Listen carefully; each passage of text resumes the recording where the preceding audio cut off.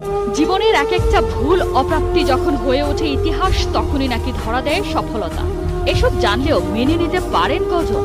১.৫ যুগ ধরে টানা পারফর্ম করলেও গায়ে লেগে গিয়েছিল ট্যাগ, ভালো নেতা হতে পারলেন না এলএম ট্যাগ। নামের ভারেই নাকি পড়েন অধিনায়কত্বের আর্মব্যান্ড। আর যাই হোক, লিডার ও নয়, খোদ ম্যারাডোনাই তো ভাবতেন এমনটা।